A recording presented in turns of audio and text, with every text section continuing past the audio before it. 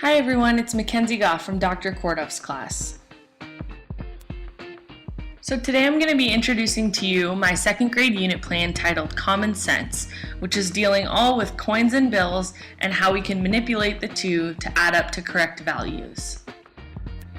So because it is for the second grade, I decided to keep my lessons to only 30 minutes, which would mean that there are 15 lessons in 3 weeks.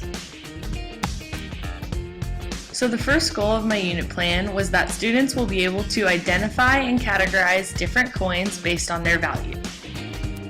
So the two student learning outcomes that helped reach that first goal is that students will recite the values of the different coins using the money song on YouTube, and students will also display the correct coins on the smartboard after being given a certain value. So the second learning goal that we have would be that students will be able to combine the right bills and coins to make specific amounts. So the two learning outcomes that we have to meet that second goal is that students will play the online coin counting math games to test and achieve the learning goal, and students will also participate in a QR code activity that asks them for different bills and coin combination.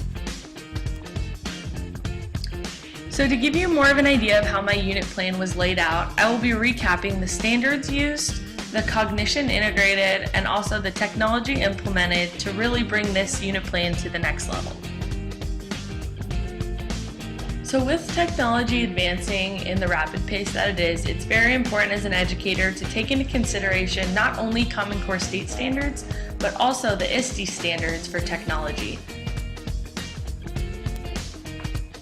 So with taking that into consideration, this unit does include both Bloom's taxonomy as well as multiple intelligences that were addressed by using the EDTC standards and the Common Core state standards.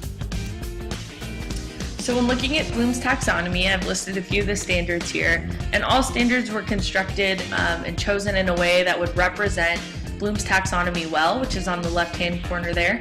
Remembering, understanding, applying, analyzing, evaluating, and finally creating. So with this unit plan, most of the time I was able to use a lot of these different intelligences to overlap in the same activity, which was really awesome. But one of my favorite activities that will be addressed later on was the QR code activity, which included about 8 out of 10 of these multiple intelligences and was a great experience to plan. So although I've already addressed most of the learning outcomes and goals for the students, one of the biggest questions that's relevant to this course is how exactly does technology fit into all of this? Well, I'm so glad you asked, because now I'm going to list some of the few technologies used throughout this unit. So as I mentioned before, the EDTC standards are what we use to keep us in line as far as the newest and greatest technology implementation plans. And so here I've listed just a few so you can see how I use them in my unit plan. So one of my favorite iPad apps that was used throughout the unit plan was actually used on day 8, and students were able to refer back to it. But this app allowed students to make change and match different amounts to the coins and bills. And it would start out with simple amounts and then would be able to get harder from there. And students were actually able to work with partners to start. So mathnook.com I've actually seen used in the classroom. It's a great site that allows kids to become interactive with the concepts. And so on this website they were able to drag and drop coins to match the specific values that we were working on for that day. So on the final day of the unit plan, students were encouraged to use their iPads to participate in the QR code station activity. So each group of students, probably a group of 3 or 4, were given different colored M&Ms that would correlate to the different coins and their values, and they were asked to complete the task and take a picture on their iPad. So now that I've given you a pretty good overview of what my unit plan would look like, moving forward, I've decided that learning simply has to be catered to each individual student, their strengths, their needs, and what they're best at to make the unit really stick. Therefore, this means that the instruction should always include different technologies for each student and lessons that are catered towards the different strengths of the students that are in your class, and noting that this will always make a positive impact on their learning.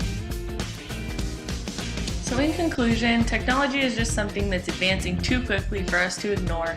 There's so many great opportunities for us to integrate it in almost every lesson we teach while keeping our students' strengths in mind. Created using Powtoon.